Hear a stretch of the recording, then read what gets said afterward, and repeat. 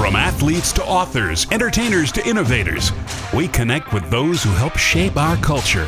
Join us in revealing stories of their lives and backgrounds, their triumphs and tragedies that molded them into who they are today. Authentically off-script and personally illuminating, this is Audibles with Jason Scarborough. This week on Audibles, Brittany Thackery. So we begin your story in Laguna Niguel. Am I saying that right? Niguel, yes. Niguel, California. I knew I was going to butcher that at some point. So how would you describe growing up there in California? You know, I didn't know any different. I've realized now since moving away, what it was. But we had, great weather, great location, everything right there. So it was great. Growing up there was awesome. How would you describe your family growing up? Great. I have two sisters, one older, one younger, so I'm the middle child, which I never let them forget. And lived with both my parents, so it was good. And all my family, my mom and my dad are both from LA, so all my family was pretty much there my whole life. Yeah. Now, you're the first collegiate athlete from your family, or do you come from a long line? Well, not a long line, but both my sisters. So my older sister went first. She played Division I softball at the University of Washington, so she wasn't happy when I went to Washington State, but that's another story. And then I went after her, so she's 4 years older than me, so she kind of set the tone for us, yeah. I read that your dad wanted a boy, but he got three daughters, more than he bargained for, maybe? Well, they never found out what gender we were, so each time my mom's like, it was so sad, he put the race car bed on layaway, at Target, and each time like, it's a girl, it's another girl, it's a girl, so, he's still waiting for that boy. Well, you guys had a close relationship because he was not just your dad, but he was your coach growing up a lot of your life too. So how did that impact your love for sports, if any? Yeah, a lot of it, is like my dad. I feel like a lot of it was if I had a good game, I'm like, I can't wait to call my dad after. If he wasn't there. If I had a bad game, I'm like, ooh, I don't want to call my dad. So it was all my dad. He's the one who taught us everything. He was our hitting coaches and all that. So how would you describe his coaching style? Everyone's got one, right? So how would you describe his? I always say, at the time it seemed really hard, but I know he was doing it to get the best out of us. So if, I went 2 for 3 in a game, he wouldn't be like, oh, great job. He'd say, well, why'd you strike out that one time? So it just made me be better, though. Do you remember how young you were when sports really started becoming important to you? Well, since I had my older sister, she's 4 years older, I started t-ball, when I was 5. So It's pretty much been my whole life. And I didn't do any other sports, which is pretty wild. Yeah, I played softball literally my whole life. So that was who I was. So it was early that you knew softball was something that you were going to be able to excel in. My dad was a baseball person, and so he kind of always was like, no, you guys are going to play softball. And I think I did dance one year, and the teacher was like, oh, we want to put her in advanced tap. And my dad said, absolutely not. Like, that's going to interfere with softball. So that was it. What high school did you attend there in California? Laguna Hills High School. Okay, what kind of high school was that? So it's, a lot of people, if you don't know, there's like Laguna Beach, which is like the coast, and so Laguna Hills is a little inland.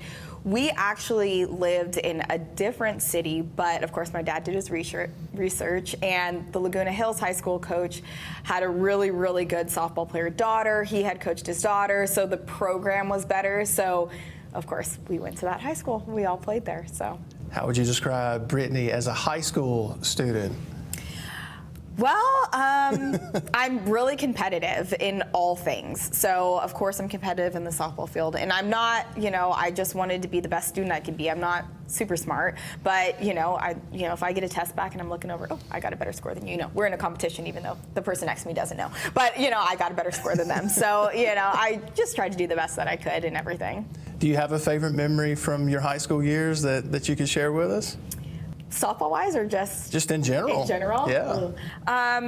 It was funny because I had like my group of friends that weren't necessarily athletes, so it was fun for them to come to my games, and really they didn't understand, everything that went into it. But I'd probably say a lot of people in my high school didn't follow softball, so they didn't really know, they knew I was going to Arizona, but they didn't know what that meant. And so my senior year, everyone had known I had signed with Arizona, and Arizona won the national championship that year. So I remember coming to school the next day, and it meant a lot to me, but everyone was like, whoa, you're like going to a really good school for softball. We're kind of just watching because we know that you're going to Arizona. And I was like, yeah, like we didn't realize it was such a big deal. So at that moment, I was like, okay, people are starting to, they kind of understand, what it means. So that was cool to kind of get a little bit of recognition for my little softball world. What expectations did you have coming out of high school to play at the next level? What expectations did you have, period, coming out of high school? You know what? I really didn't have any, and I always say I'm not super physically gifted. I'm only 5'2", like I was just 115, 20 pounds. And so a lot of schools were kind of like, well, you're not really big enough, and I understand that, I had to find the right place that fit for me. So my expectations weren't super high. I was like the last recruited person even in my class going to Arizona. So I just, wanted a chance to play. For a long time, I didn't think I could even play in the Pac-12, which was the Pac-10 back then. I just, wanted a chance to play. It kind of ended up working out. I definitely got better as I got older. So I was a kind of a late bloomer when it came to that. So my expectations were I just kind of wanted to play. I never could have dreamed up the career that I had. So how early did Arizona start showing up on the radar? Did they start showing up on the radar in high school, or was it really towards the end of your high school career? Recruiting's so different now. I mean, it's so much earlier, and I definitely would have not ended up at Arizona because I committed right before I started my senior year in high school, which is crazy. Now they've implemented some rules about early recruiting, but it got to the point where kids were committing in 8th, 9th grade, and I'm like, I was terrible at softball back then. So it was a little later, and I started getting letters, of course, like September 1 of my junior year, kind of a little bit of interest. And I didn't think it was going to happen. My travel ball coach finally said, like, Arizona and UCLA are a little interested, just hold out, like they might offer. And I'm like, okay. So I just waited a little bit longer. There was a lot of schools, like I kind of thought, do I want to go to Florida State or maybe Notre Dame? I actually was like, I want to go to a school that has softball, but maybe really big in football, because I've always been a really big college football fan. And I was like, that will be fun. But those schools were kind of on the fence as well. So it kind of, I waited a little longer, I got a little bit better, and it ended up working out. So it was a late thing. I'm going to read to you what you did. People love when I do this, by the way. So I'm going to hate it. No, you're going to love it. I mean, going to Arizona, it paid off. You were a 4-time All-American outfielder from 08 to 011. You earned first-team honors for your final 3 seasons. You set a Women's College World Series record, 13 hits. In the 2010 Women's College World Series. As a senior, you were one of 10 finalists for the Lowe's Senior Class Award that recognizes athletes in each sport for excellence, accomplishments in community, classroom, character, and competition. Try saying that 3 times. That's quite the resume as a player, so you were kind of smiling and kind of reacting there while I was reading that. So what do you think when you hear those accomplishments now?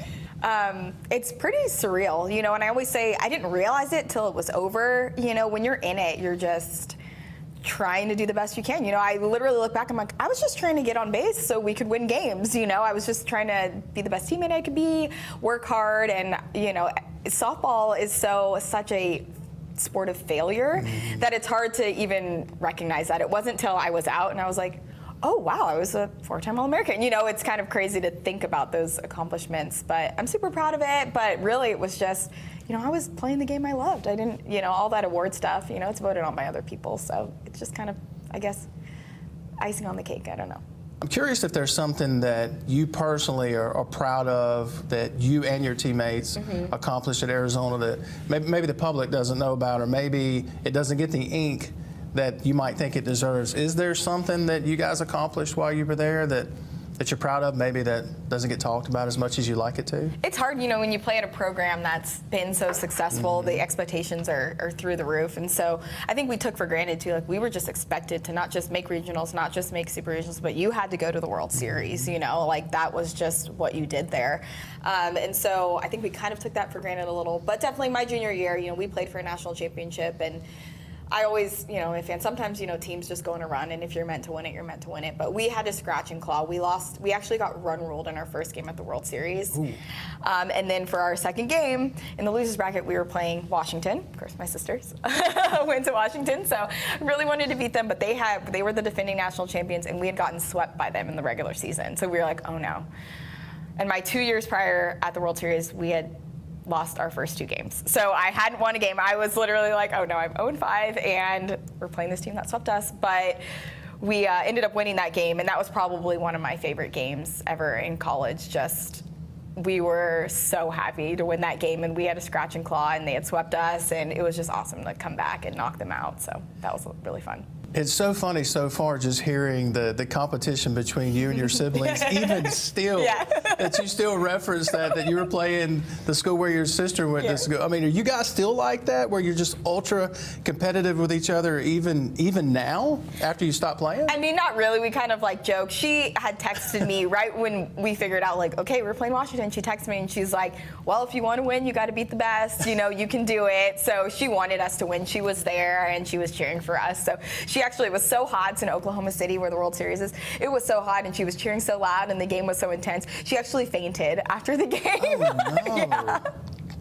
Because she was just so invested, so cheering, cheering so loud, and it was so hot. And so we were just all, we're all in. It was a family affair. I don't know the last time that I heard of someone fainting from cheering that hard. Wow. That's being very supportive, to say the very least. So you finished in 2011 at Arizona. So, all right, so what were the goals coming out of Arizona? What goals or aspirations did you have? So really crazy path. I actually thought I was going to go to law school. Yeah, the law is like my second love, which is why Coach Leach and I get along so well. So I thought I was going to go to law school. I actually worked in a law firm. I needed 4.5 years to graduate, so I had that extra semester, and I worked in a law firm, and I was like, okay, we're going to do this. I was like, I don't really know. And then the spring came, and softball season started, and I was like, something's missing. I think I want to try to make a career in athletics work. And I was like, I can always go back to law school. And I still say that to this day. I can always go back to law school, but I'm trying to make this career in athletics work. So that's when I decided that I was just going to start from the ground and see if I can make a career in athletics. Where does the love for the law come from? Do you have any idea? No, my mom has told me since I was a little kid I should be a lawyer because I'm great at arguing, and I will talk you to death until I win that argument. So just I don't know. I have that other interest. It really doesn't come from anyone in my family or anything like that. I can see you being an attorney. Yeah. I really could. People say that. I can see you being an attorney. So was coaching ever at the forefront of your mind because of the relationship you had with your dad and just being a former athlete? Was coaching like full time? Was that ever? Not really. A couple of my coaches, Coach Kendrea and one of our assistant coaches, Coach Wilson, had told me, like, you should coach. You'd be such a good coach. They were like, you just see things, you see the field from the whole perspective, you should try coaching. And so I thought, like, maybe coaching is for me. And so I coached for 4 years. And I knew pretty quickly, I loved doing it because I was giving back to the game that had given me everything. But I wanted to affect athletics on a broader scale, not just coaching softball. So it was great. It was a great time, but I knew I was going to use that to kind of work in athletics, probably in the administrative side is what I figured out. Don't go anywhere. Audibles returns in a moment here on the Spirit Media Network. We hope you're enjoying Audibles with Jason Scarborough. Watch every full, unedited episode via our digital platforms. Download our free Roku TV channel simply by searching for Audibles on your Roku device. Look us up on our YouTube channel too under Spirit Media Network and hit subscribe. And enjoy episodes of Audibles along with our other original content. Bookmark our website at spiritmedianet.com and stay up to date on what's happening on the Spirit Media Network, where we're changing the game. I'm Horn. And I'm CPA. This is Jane. Hi. Nice to meet you. Jane is looking for a CPA to help with compliance. Nice. The CPA is great with compliance. Good to hear. All right, Jane, shoot. I'm looking for some mergers and acquisition advice. Well, I can review forms and dot I's and cross T's, but other than that, Yes. We do more than advise on mergers and acquisitions. We bring in buyers, help you find capital, put the whole deal together. Really? We also offer wealth strategy collaboration, if that'd be helpful. It would. And if you're in the market to buy, we offer organization development, training, and coaching services. Great to know. When you're done with CPA, let me know. We can chat. She seems nice. yeah, she's great. Now about those I's and T's. I'm sorry, 1 second. Do you also dot I's and cross T's? Yes. I'm gonna. Yep, I would too.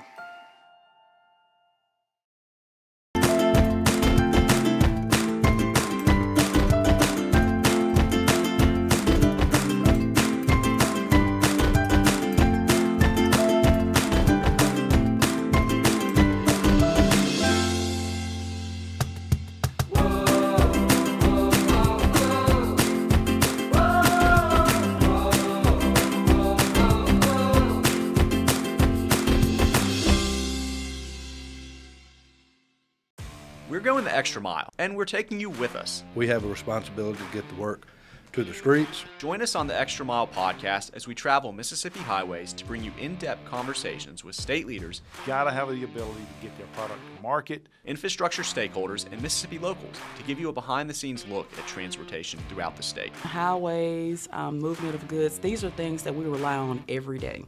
You can listen and watch episodes of the show by visiting gomdot.com/the extra mile.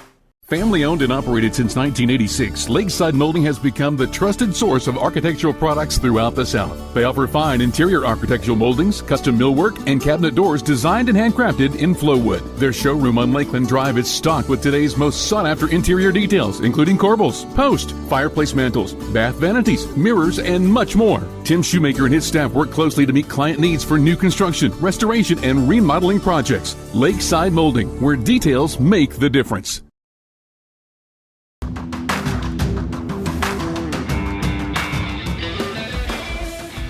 So you were at Ohio, Bowling Green State as an assistant coach, and then on to Miami of Ohio. So Miami first, and then Bowling Green. Okay, so Miami first, and then Bowling Green State. So take me through the process of what led you to. I mean, that's Ohio. Yeah. You know, kind of random, right, for a West Coast girl. So how did you end up there? What was the process that led you there? So I kind of thought, well, let me get into coaching. That's the way I can kind of get into college athletics, see what I want to do, see if I love coaching. And so basically just put out feelers. And the head coach at Miami, she came from Oklahoma State, which we had good family friends that were head coach and another assistant there. She had gotten the head coaching job and found out that I was interested in coaching. It was just like, but you want to come out on an interview? And I was like, okay. And so I went out there, and the campus is amazing. I had no idea, this hidden gem was in the middle of Ohio, and I thought, I have nothing tying me anywhere right now, so let me just move somewhere totally new. Let's see what happens. So it ended up being a great decision. So you eventually leave coaching, and you head to Washington State. Was there a tipping point, or what was the tipping point for you to say, all right, I'm done with coaching, not going to pursue that anymore? What was it that led to you saying, all right, I'm going to hang it up? I pretty much knew I wasn't going to coach forever. So while I was coaching, I was going to school part-time to get my master's degree in sport administration. And so I was just about to graduate. It kind of all happened at the same time. I was just about to graduate with my master's, and I thought, I'm going to use that as my excuse, but I just couldn't quit on my girls. Like, it was really hard for me to say I'm just going to walk away. You get so invested in your athletes. And so what ended up happening was my husband got a job at Washington State. And so I was like, that's it. This is a sign. So I quit my coaching job, moved to Washington State, and on his first day, I literally showed up and was like, I want to work in administration one day. Here's my story. I'm willing to do whatever. I'll volunteer. Just, you guys need any help whatsoever. And luckily, one of the upper administrators who oversaw strength conditioning, she basically oversaw all the athlete support service areas. And so she's like, we need some help in career development and academics. Like, would you just, help us out? And I said, yep. I actually worked 10 hours a week on time slip. And I did a little bit of academics, helped them out, career development. I helped out in the new student athlete seminar class that they taught there. And that's kind of how it started. There was a contact, though, in the office there. There's such a neat story. Dave Emmerich worked there at Washington State. So take us through that. It's such a neat story. I've read it. We talk about this all the time. So when I was at Miami, the person who was in charge of our development office, he went to college with Dave Emmerich. So when we got to Washington State, he reached out and said, you got to meet my buddy Dave. He's great. And I'm like, oh, yeah, we'll have another contact. Once I got there and I realized what Dave did, I was like, oh no, he's way high up. I can't just go talk to him. So I was terrified. So I never did. I was too afraid to ever go talk to him. I would see him, and I'm like, oh yeah, that's Dave Emmerich, he's Coleman's friend. But I was too afraid to ever go up and talk to him, which is funny. We laugh about that all the time now. And it's so funny hearing you say that you were afraid to talk to someone, just sitting with you so far. I'm like, I can't imagine you being afraid to talk to any. Why do you think that you were so apprehensive? I don't know. I knew what he did. I think I figured he would be like, okay, I don't know who you are, random person, just make it kind of awkward. Maybe I was totally wrong. But I was just, I was like, he's not going to care who I am. And so I just never did. Well, your positions at Washington State, at first they ranged from working as student athlete development from 2016 to 2017, then as academic and transitions advisor from 17 to 18. Are there any lessons that you learned in those early years in athletic administration that maybe you still put in practice today? Sure. So a lot of it, most of it, I do basically those jobs just for the football team. Football's its own beast. 120 guys on the roster, 11 coaches, and then GAs, QCs, all the other support staff. So basically what I did for Olympic sports at Washington State, I now just do within the football program. So it's pretty much the same thing. So eventually you transitioned to your role with Coach Mike Leach's staff in 2018, the Cougars manager of player personnel, then in November 2019 elevated to director of player personnel. Normally, we talked about it in our conversations prior to sitting down today. Normally, you don't see a lot of women in that role. So, what was that moment for you personally to make that ascension in that role? Yeah, it was pretty surreal, and it's still surreal to this day. I owe everything to Dave and Coach Leach. They were willing to take a chance, hire a female, which is not common, and they've treated me amazing. They've basically let me kind of carve out this job. I'm like, yeah, I want to do this, I'm interested in this, and so they kind of let me take the reins and give me this opportunity. So it's been amazing. I don't take it for granted. I enjoy every single day that I go to work, and I'm just really thankful for them. Do you feel like, and I don't want to get too deep, but it is worth asking, do you feel like you being elevated to that position at Washington State and now at Mississippi State is sort of a victory for other women out there that maybe were, like you were at first, apprehensive about pursuing it, but do you feel like maybe it's showing them, hey, you don't have to be apprehensive, go for it? Do you feel like maybe it's a victory for women everywhere? Yeah, absolutely. And so if any students ever reach out to me, want to talk to me, I always take those calls because I was that person just cold calling, cold emailing people, and basically everyone said, go for it, just work hard and don't chase the titles, be at the right place at the right time and things will work out, and that's exactly what happened for me. And so I think it's great, when people look at the directory and they see me there in that position. I know it means a lot. I would have loved to see that too, like growing up and just when I had this dream of working in college football and just athletic administration in general. So I do think it's definitely a victory, and that's why I take a lot of pride in what I do so I can, carve this out for other women. If I ruin it, it's almost like it backfires if they're like, oh, we had this woman working and she was this and that. So, and I think it's changed a lot of the minds of the coaches too. When I first got hired at Washington State, they were not used to having females around at all. I was the first one on staff. And so, they'd be also worried about saying the wrong thing or offending me, and then after time they kind of realize like, oh wait, she's just a normal person. She's cool. She wants to win, she cares about the guys too. And so now it's just, I fit right in. So I think it's changed their view of a lot about it too.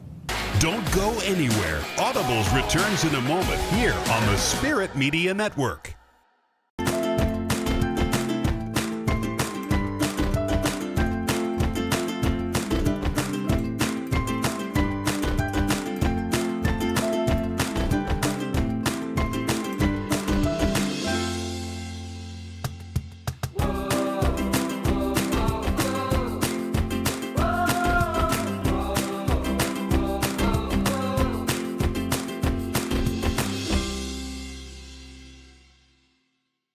We're going the extra mile, and we're taking you with us. We have a responsibility to get the work to the streets. Join us on the Extra Mile podcast as we travel Mississippi highways to bring you in-depth conversations with state leaders. Gotta have the ability to get their product to market. Infrastructure stakeholders and Mississippi locals to give you a behind-the-scenes look at transportation throughout the state. Highways, movement of goods, these are things that we rely on every day.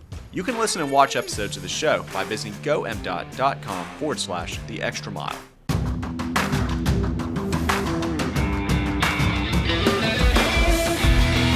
Go back because you mentioned that about, oh my gosh, if I screw this up. Yeah.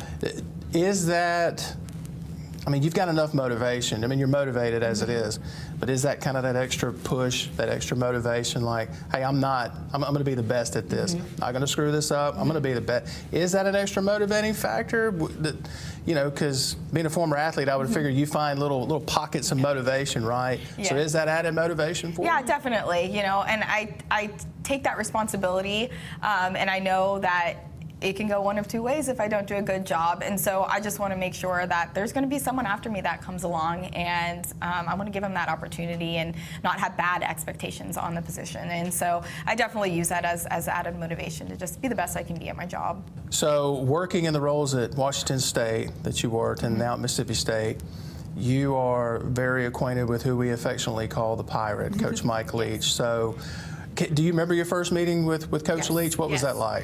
It was great. Literally what we talked about was, it was weird because I had seen Coach Leach. You know, I've been a college football fan, so, you know, I knew who he was. And so I was definitely very nervous, and I was sweating, and we were in Dave's office.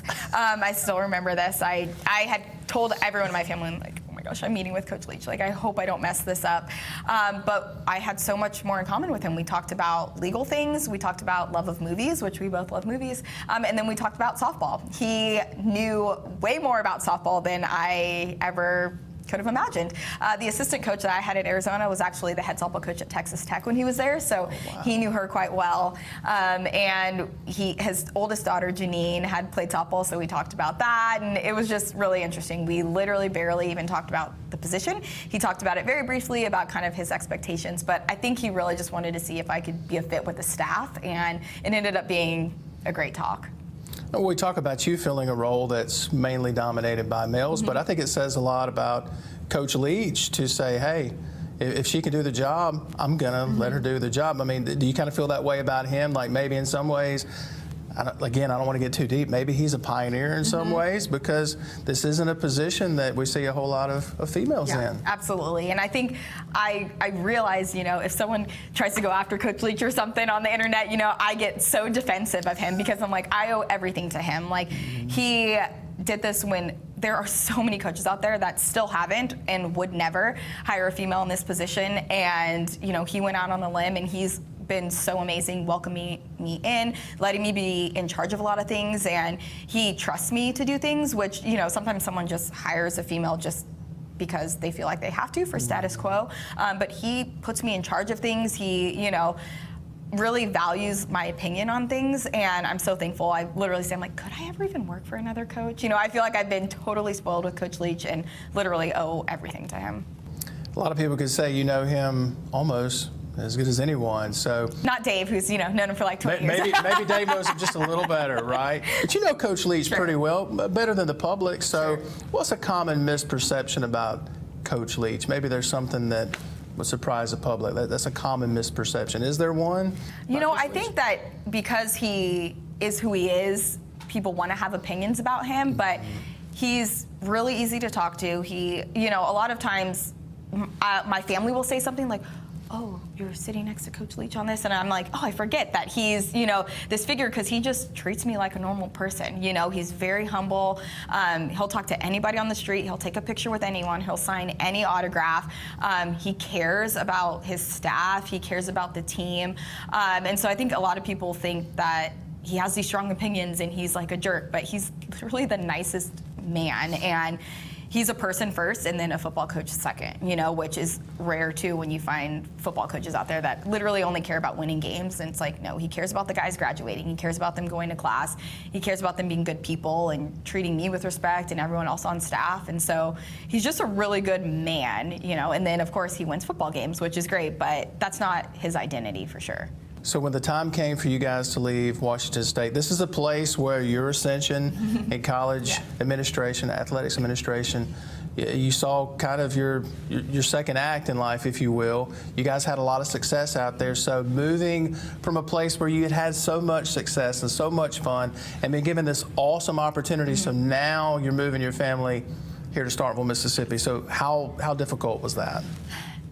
A little bit difficult because we had a good thing going in Pullman, but I think we saw this was an opportunity for a really big new challenge, and the competitive side always comes out. So, I mean, if you're a college football fan, you want to see what the SEC is all about. You know, that's kind of that box that's always going to be in the back of your mind. So do you stay somewhere and just be comfortable, or do you see, hey, can we do this with the best of the best, you know? And that's what went into my decision when I decided to go to college. You know, at that time, the Pac-10 was where it was at. It was the dream conference. And so I'm like, well, if I'm going to work college football, I want to work in the SEC. Let's see if we can do this thing. So to me, high risk, high reward. So, we're trying to build this thing up and we're doing the best we can, and let's see how far we can take it.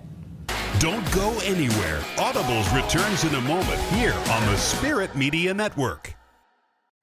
Remember the neighborhood grocery store of your childhood? The place where everyone knew your name, or where they still help you carry your groceries to the car? Well, welcome back to the good old days. Allen's Supermarket delivers that and more. Since 1967, Allen's Market has strived to serve the best meals in the metro. So stop on in. Fill that tank up, whether it's your fridge or your car. We've got you covered. Allen's Supermarket, proud sponsors of Ole Miss Baseball's national championship run.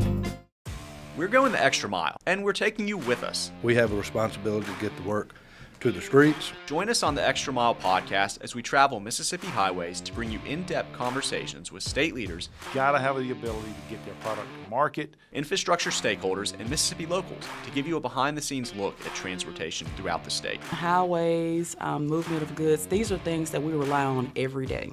You can listen and watch episodes of the show by visiting gomdot.com/the extra mile. Family owned and operated since 1986, Lakeside Molding has become the trusted source of architectural products throughout the South. They offer fine interior architectural moldings, custom millwork, and cabinet doors designed and handcrafted in Flowwood. Their showroom on Lakeland Drive is stocked with today's most sought-after interior details, including corbels, post, fireplace mantles, bath vanities, mirrors, and much more. Tim Shoemaker and his staff work closely to meet client needs for new construction, restoration, and remodeling projects. Lakeside Molding, where details make the difference.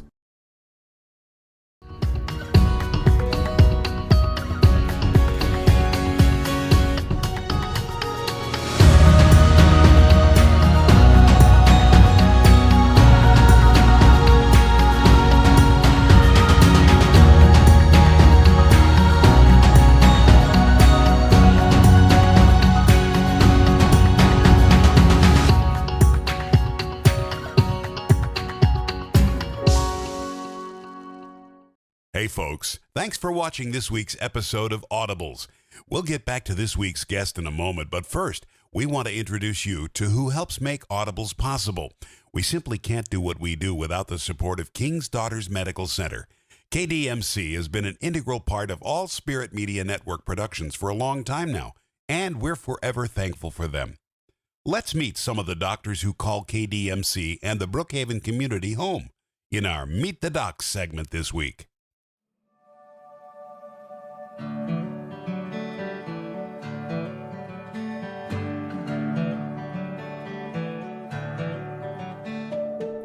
They were talking with one of our family practice docs, Dr. Blaine Britt. And Dr. Britt, why did you choose to enter into family practice?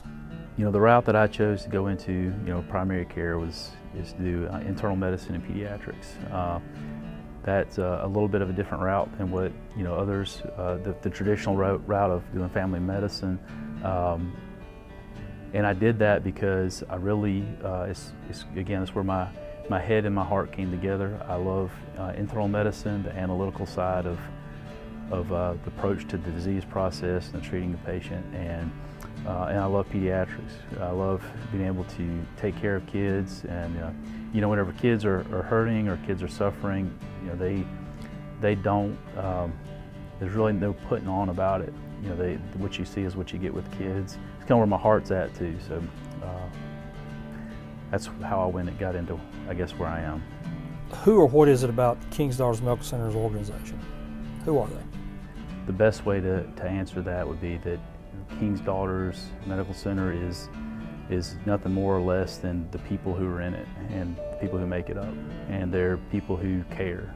Whenever we talk about patient care, we're talking about family members, we're talking about neighbors, people we go to church with, people we see at Walmart.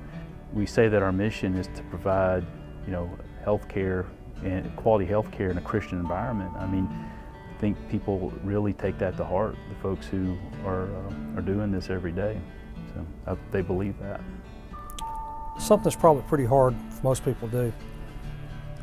Tell us who you are as a person. Describe yourself. I love being a doctor. I do. I like my job. But I'll be honest, that is not the most important part of me. I'm a dad, I'm a husband, I'm a father, and I consider that to be my most important most important aspect of myself.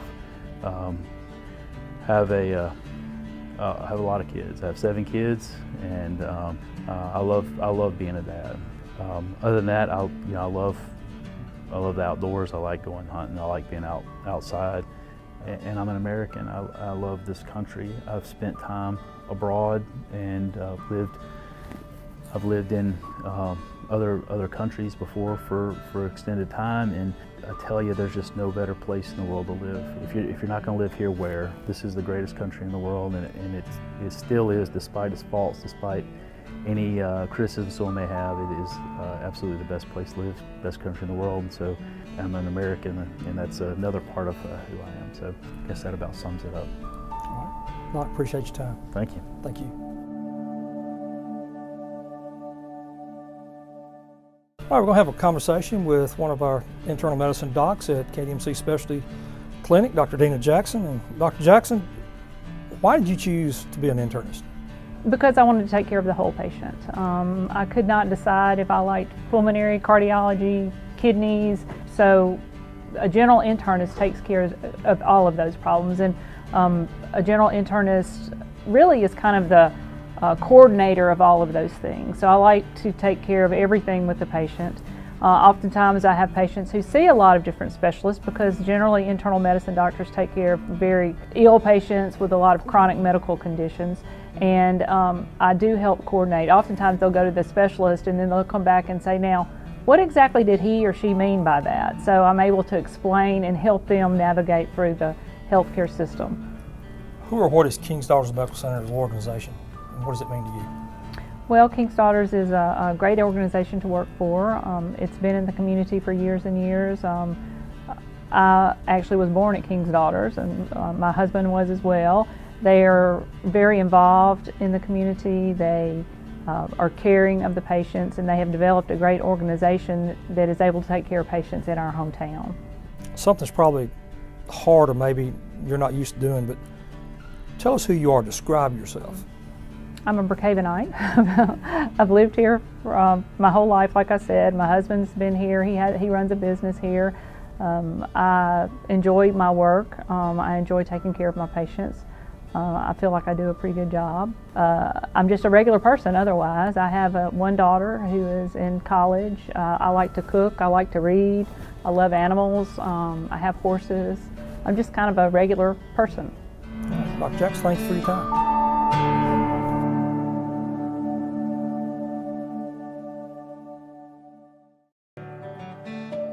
Talking today with one of our emergency room physicians, Dr. Giles Langston. And Dr. Langston, what is it about practicing in a small rural community that you like? I really like the community aspect, you know, feeling like you're part of the family, getting to know the patients. Working in a big city, as I did during training, you don't really get to know people or really get to have an intimate interaction with them. You don't ever see the same people coming in. In a small community where I grew up, I get to take care of people that I know, try to help them, see them, you know, on a more frequent basis than I would at a larger institution. Just kind of helps me feel like I have a more integral part of their care. Why King's Daughters Medical Center? What was it about King's Daughters in Brookhaven that made you choose to practice here? Well, I grew up here and I really like the town, the people in it. I feel like they're part of my family. I worked here as a nurse tech for a while, years before medical school, got to know all of the employees here and get a good relationship with them and administration. Really enjoyed the hospital and what it stands for, and always knew I wanted to come back around here and practice. You're a husband, physician. Finish that statement. Who are you? Well, I really enjoy my job as a physician, and I try to be the best I can at being both a husband and a physician. I love spending time with my wife. Right now, I'm just a new physician trying to figure out a good life balance between work and my home life. Thank you for your time. Yes, sir.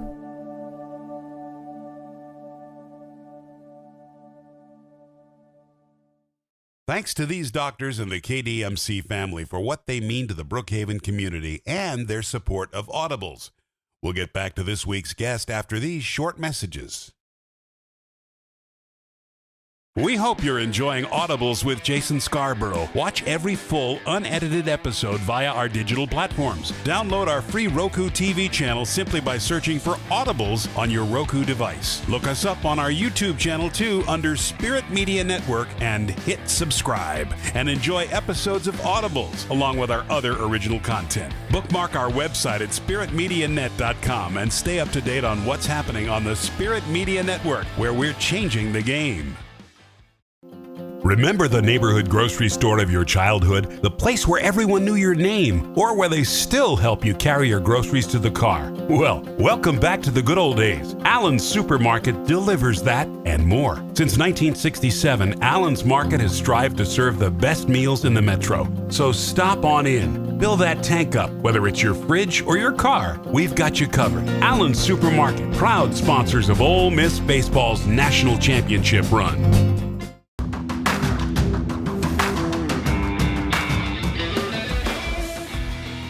So how familiar were you with Mississippi State before coming to Starkville, Mississippi?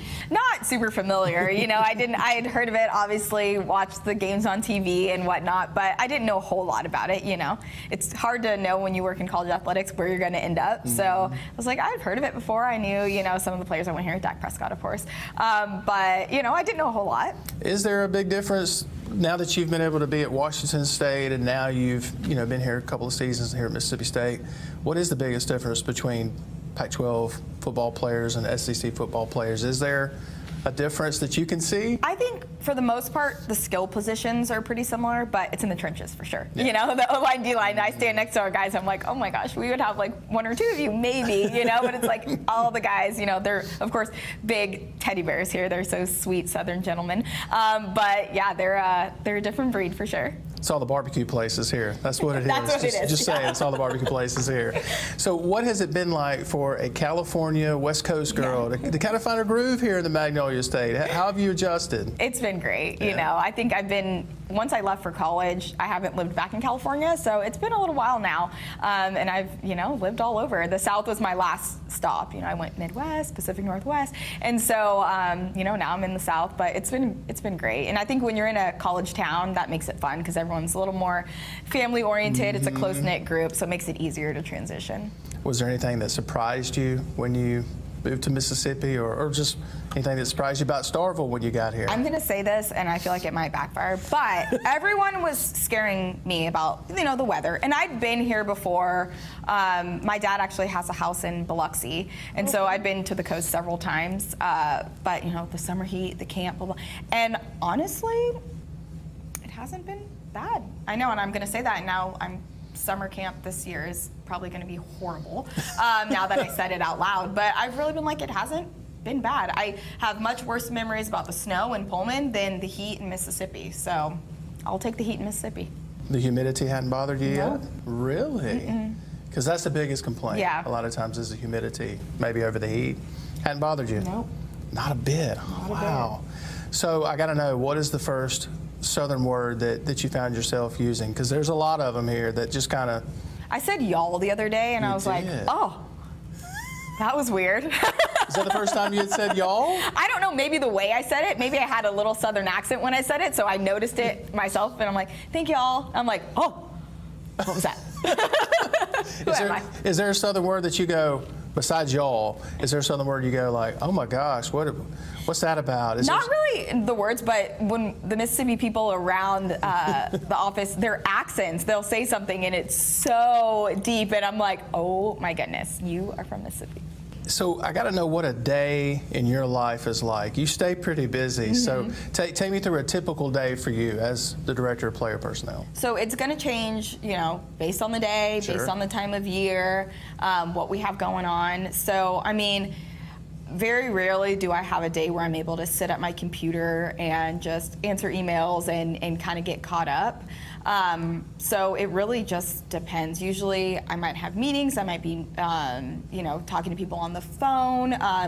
just because there's different departments on campus that I have to deal with, and in the athletic department, compliance or academics, just depending on what's going on. And so there really isn't a typical day, but that's what I like most about it, is it's always different. There's always something going on, and it changes with the time of year, so I don't get bored ever. You know, it's not just the same mundane thing going back and forth. It's always something different. And you never know, you know, I might get a call in the morning and one of the guys needs me to do something, you know, something comes up, so I gotta be able to be flexible for sure. You gotta stay on your toes every day, basically. Yeah. So when we talked, you said that you thought, and I looked around too, that you're the only, I'm going back to this just for a moment, but the only director of player personnel female in the SEC. I haven't found any others. So why do you think you excel in this role as well as you do? I really think it was the fit, and I think it started with just Dave and Coach Leach giving me a chance to be in this job and see how we could work it to my strengths and how I could best help the team. I think it excelled their expectations too, just from how they described the job when I first got to Washington State, and then kind of the more responsibility that they gave me once, you know, we built that trust. And so I just think it's kind of giving it a chance and just being willing to see how can, you know, these people help your program. And so really, I think it totally goes back to Dave and Coach Leach just giving me the opportunity to begin with. Don't go anywhere. Audibles returns in a moment here on the Spirit Media Network.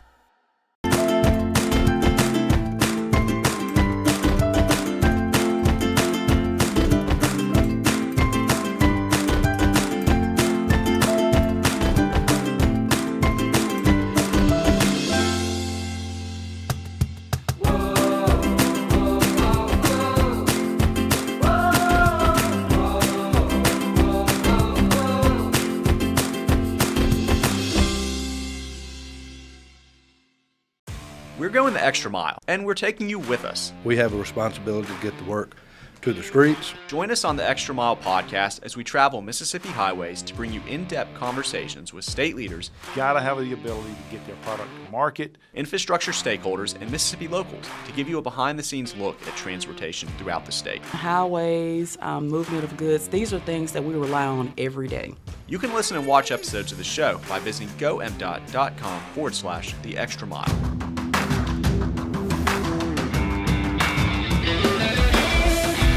So I gotta know, what is Brittany like at home? what is your go-to to just decompress and unwind? So my home life has changed. I have a 10-month-old. So it's totally different than what it used to be.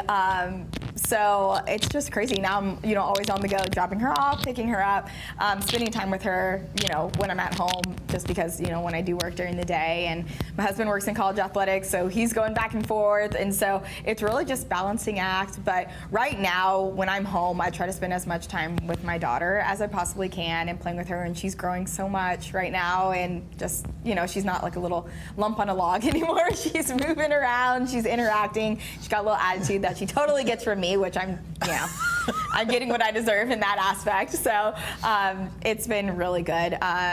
Like I said, my dad has a place in Biloxi, so anytime that we can go down to the coast, that's like our favorite thing. We love it there. And we loved it there before Mississippi State was even on the table. So it's just been a blessing that that worked out. That's our favorite place to go to. We have so many places we eat down there. And so that's kind of nice that it's only 3.5 hours away from here. We can go on the weekends if we have a little opportunity. So you mentioned a lot of places down in Biloxi that you like to eat. So there's a lot of good places to eat here at Starkville. Like, do you have a go-to here in Starkville? I don't want you to alienate anybody. I know. But pressure. No pressure at all, right? Do you have a favorite place that's kind of your go-to here, or there's a couple of places? I think we have a couple of places that we like to go to. If we're just feeling like, let's have a nice sit-down dinner, we like to go to Georgia Blue. Of course, we love Bulldog Burger. If we're feeling burgers, just so good. There's always just something you can find there, definitely. We love Two Brothers, you know, but we have to go there when it's not too crowded with the students, so that's kind of the tricky part with that one, but love their tacos, their wings, so good. We have gone to 44 Prime a couple times when we're feeling real fancy. So new place, you know, if we want to feel like we're maybe not totally in Starkville. You go in there and it's like really dark and the lighting's really cool, so you feel like you're in a different place. So that's a lot of fun. Rosie Babies when we want crawfish. When it's crawfish season, we go there, and that place is a lot of fun too. So, I mean, really, we can't go wrong. There's a lot of places. Whatever we're feeling, you know, we just go for it. So you like crawfish? Yeah, I do. Okay. I'm a seafood person. Oh, okay. Really big seafood It's person. crawfish season here in Mississippi I know, too. So I know, it is. so- Everything's cranking up with crawfish. I know. So I got to know if we hop in your car, what are we listening to? Is it a preset on Sirius? You got a playlist? Like what's your go-to if we get in your car? Spotify is Okay. what I'm really into right now. I was using Pandora up until recently, and someone got in my car and was like, "What do you listen to, Pandora?" Like I was ancient, you know. I'm like, "Oh, what do we listen to? Like, you don't have Spotify?" And I didn't understand. Now I'm like, "Oh, I'm making all these playlists on Spotify." So right now, I listen to some country. I'm really into Riley Green right now, which I'd Really? never heard of. And then Hardy, I feel like I have to listen to because, you know, my husband works with baseball, and all the baseball players are like Hardy, Hardy, Hardy. So I've started listening to his music just so I can, you know, be in with the people. So yeah. During season, all we listen to is like a lot of times rap to get ready for the games, you know, get hyped up. So I feel like when it's the spring, I listen to country, just kind of offset, and then pick back up in the summer. See, I was going to ask you what your guilty pleasure music was. Did you just answer that Yes, question? I did. Okay. I That's think you my just like answered getting it. ready for game day, you know, getting intense, you know. That's what I got to do. So with your role at Washington State and now at Mississippi State and showing other women out there, hey, just go for it. Just apply, go for it. You can do it. What lessons do you hope to teach your daughter that you've learned in your own career path? Definitely that, you know, if you have a passion and something you want, just go for it. You know, it doesn't matter who came before you, or maybe you don't see the path right now. Just be willing to go for it and do what it takes. Work hard and be a good person. You know, that always comes back. Like, you know, I worked with someone at Miami who's knew Dave Emmerich that worked at Washington State, and that was a really big connection. You know, he had called him about me, and if I had had a bad interaction with him or something, I might not be sitting in this chair today. So you just never know what people will come back and help you in the end. And I definitely want to show her too that, you know, having her, I still wanted to keep my job and keep my career and show that, you know, I can have a family too and still do this job. I can't wait to see how the remaining pages are written here for your story at Mississippi State.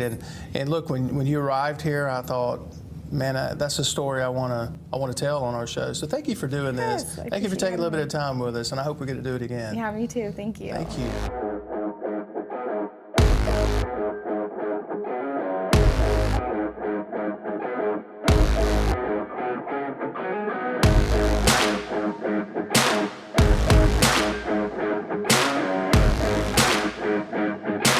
Thanks for watching.